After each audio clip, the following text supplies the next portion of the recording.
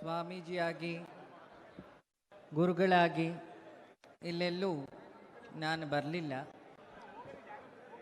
ಒಂದು ವಿಚಾರ ಏನಂದರೆ, ಯಡಿಯೂರಪ್ಪನವರಿಗೆ ಆಶ್ರಮಕ್ಕೂ ಅದೊಂದು ಮನೆ ಸಂಬಂಧ.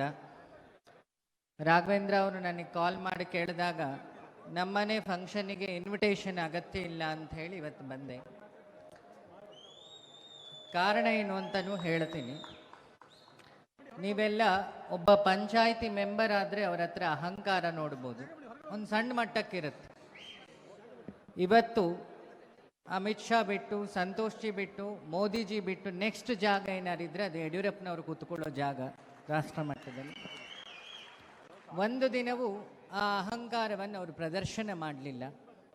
ಅವರ ಏಜೆಷ್ಟು, ಅವರ ರಾಜಕೀಯ ತೂಕವೂ ಜಾಸ್ತಿ, ವಯಸ್ಸಿನ ತೂಕವೂ ಜಾಸ್ತಿ.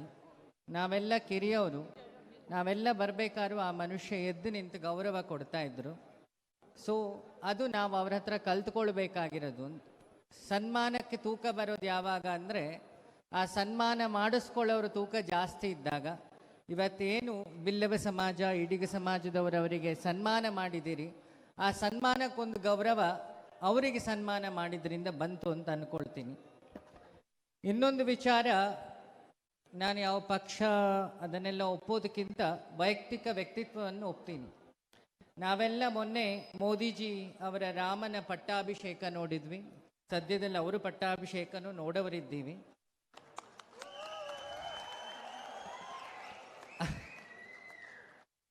ಜೊತೆಗೆ ಆ ಅಯೋಧ್ಯೆ ಆದಾಗ ನಾವೆಲ್ಲ ಖುಷಿ ಪಟ್ವಿ.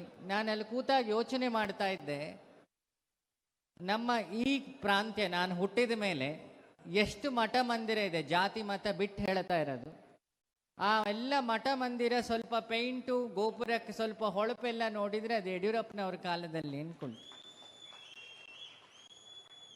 ಯಾಕೆ ಅದಕ್ಕೆ ನಾನು ಹೇಳಿದೆ, ನಮ್ಮ ಪ್ರಾಂತ್ಯದಲ್ಲಿ ಏನಾದ್ರು ಮೋದಿಜಿ ಅವರಿಗೆ ಹೋಲಿಕೆ ಕೊಡೋ ಕೆಲಸ ಏನಾದ್ರು ಮಾಡಿದರೆ ಧರ್ಮದ ಪರವಾಗಿ, ಸಂಘಟನಾ ಪರವಾಗಿ ಮತ್ತು ಪಕ್ಷದ ಪರವಾಗಿ. ಇವತ್ತು BJP ದೊಡ್ಡ ಪಕ್ಷವಾಗಿ ಬೆಳೆದಿದೆ. ಅವರ ರಾಜಕೀಯ ತಪಸ್ಸು ಹೇಳಬೇಕು. ನಾನು ಪ್ರಕಾಶ್ ಹತ್ರ ಹೇಳ್ತಾ ಇದ್ದೆ, ಸೈಕಲ್ ಹೊಡ್ಕೊಂಡು ನಿಮ್ಮ BJP ಕಟ್ಟಿದ್ರೆ ಯಾರು, ಅದು ಯಡಿಯೂರಪ್ಪನವರು ಅಂತ. ಈಗಿನ ಯುವಕರಿಗೆ ಗೊತ್ತಿರಲಿ, ಒಂದು ಪಕ್ಷ ಸಂಘಟನೆ ಮಾಡೋದು ಅಷ್ಟು ಕಷ್ಟ. ಸೊ ಅಂಥ ವ್ಯಕ್ತಿತ್ವಕ್ಕೆ ನೀವೆಲ್ಲ ಕರೆದು ಒಬ್ಬ ಒಳ್ಳೆ ತಂದೆಯಾಗಿ, ಒಳ್ಳೆ ಮುಖ್ಯಮಂತ್ರಿಯಾಗಿ, ಒಳ್ಳೆ ಸಂಘದ ಕಾರ್ಯಕರ್ತ ಆಗಿ, ಒಳ್ಳೆ ಧರ್ಮನಿಷ್ಠ ಆಗಿ, ಒಳ್ಳೆ ಮನುಷ್ಯ ಆಗಿ. ಯಾಕಂದರೆ ನಾವು ಯಾರಿಗಾರ ಸನ್ಮಾನ ಮಾಡಬೇಕಾದ್ರೆ ಅವ್ರ ಬಗ್ಗೆ ಸ್ವಲ್ಪ ಅನಲೈಸ್ ಮಾಡಬೇಕು, ಯಾಕೆ ಮಾಡ್ತಾ ಇದ್ದೀವಿ. ಇವಷ್ಟೇ ಶ್ರೀನಿವಾಸ್ ಪೂಜಾರು ಹೇಳಿದರು, ಯಾಕೆ ನಮ್ಮ ಈ ಸಮಾಜದ ಕೊಡುಗೆ ಒಂದು ಬಂಗಾರಪ್ಪನವರು ಬಿಟ್ಟರೆ ಯಡಿಯೂರಪ್ಪನವರು, ಜೊತೆಗೆ ನಿಮ್ಮ ಸಮಾಜ 3 ಕೊಡುಗೆ ಕೊಟ್ಟಿದೆ.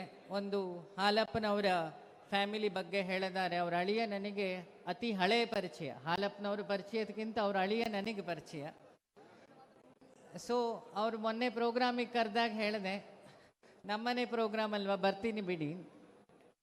ಅದಕ್ಕೆ ಹೊಸ ಗೆಸ್ಟ್ ಅಪಿಯರೆನ್ಸಲ್ಲಿ ಇಲ್ಲ ನಾನು. ಯಾಕಂದರೆ ನಿಮ್ಮೆಲ್ಲರ ಹಾಗೆ ಒಬ್ಬ ದೊಡ್ಡ ವ್ಯಕ್ತಿಗೆ ಗೌರವ ಕೊಡಲಿಕ್ಕೆ ಅದೊಂದು ಸುಯೋಗ. ಅದನ್ನು ನೀವೆಲ್ಲ ಬಿಲ್ಲವ ಸಮಾಜದವರು ಇವತ್ತು ನನಗೆ ಕೊಟ್ಟಿದ್ದೀರಿ. ನಿಮ್ಮ ಬಿಲ್ಲವ ಸಮಾಜದಿಂದ 4 ಕೊಡುಗೆ ಇದೆ.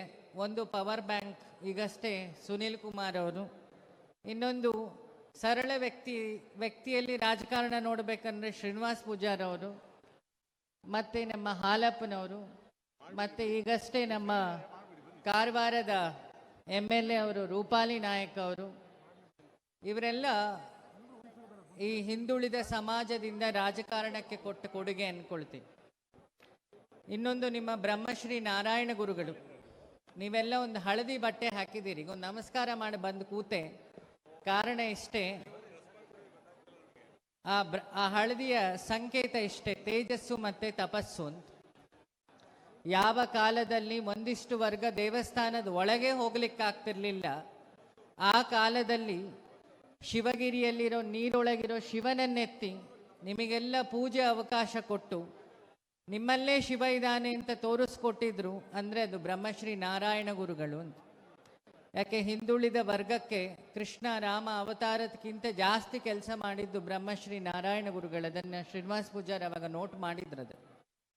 ಗಾಂಧೀಜಿ ಹೇಳಿದ್ರು, ಇನ್ನೊಬ್ಬ ಯಾರು ಸೃಷ್ಟಿ ಸರಿ ಮಾಡ್ಬೋದಂದ್ರೆ ಅದು ನಾರಾಯಣ ಗುರುಗಳು ಅಂತೇಳಿ. ಅದು ನಿಜವಾದ ಸತ್ಯದ ಮಾತು ಸಮೇತ. ಹಾಗಾಗಿ ಇದೊಂದು ಖುಷಿಯಾದ ಸಮಾರಂಭ. ಋಣಾನುಸಂಧಾನ ಅನ್ನೋಕ್ಕಿಂತ ಯಾರು ನಮಗೆ ಉಪಕಾರ ಮಾಡಿದರೆ ಅದನ್ನು ಸ್ಮರಣೆ ಮಾಡೋದು ಸನಾತನ ಧರ್ಮದ ಸಂಕೇತ. ಅದನ್ನು ನೀವೆಲ್ಲ ಸೇರಿ ಮಾಡಿದಿರಿ. ಮತ್ತು ರಾಘವೇಂದ್ರ ಅವರ ಕೆಲಸ ಏನಿದೆ, ಒಂದು ಮಾತು ಹೇಳಬೇಕು. ಶಿವಮೊಗ್ಗ 10 ವರ್ಷದ ಹಿಂದೆ ನಾನು ನೋಡಿದಾಗ ಶಿವಮೊಗ್ಗದ ರೋಡಲ್ಲಿ ಹಂದಿಗಳೆಲ್ಲ ತಿರುಗಾಡ್ತಾ ಇತ್ತು. ನಾನು ನೋಡಿದ್ದು, ನನ್ನ ತಂದೆ ಅಲ್ಲೇ ಆಫೀಸರ್ ಆಗಿದ್ದರು ಶಿವಮೊಗ್ಗದಲ್ಲಿ. ಆವಾಗ ನಾನು ನೋಡಿ ಹಂದಿಗಳೆಲ್ಲ ತಿರುಗಾಡ್ತಾ ಇತ್ತು.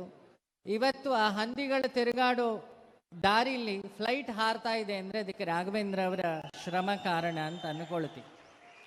ಸೊ ಹಾಗಾಗಿ ಯಾರೋ ಭಾಷಣ ಮಾಡ್ತಾ ಹೇಳಿದರು, ಇವಾಗಲೂ ಇದ್ದಾರೆ, ನಾಳೆಯೂ ನಮ್ಮ ಜೊತೆಗೆ ಇರಲಿ ಅಂತ. ಒಂದು ಸತ್ಯ, ಅವರು ಮಾಡಿದ ಕೆಲಸ ಏನಿದೆ, ಪ್ರಮಾಣವಾಗಿ ಭಗವಂತ ನಿಮ್ಮೆಲ್ಲರ ಸಾಕ್ಷಿಯಾಗಿ ಅವರಿಗೆ ಪ್ರಮಾಣ ವಚನ ಸ್ವೀಕರಿಸುವ ಅನುಗ್ರಹವೂ ಮಾಡ್ತಾನೆ ಅಂತ ಹೇಳ್ತಾ ಎಲ್ಲರಿಗೂ ಒಳ್ಳೆಯದಾಗಲಿ.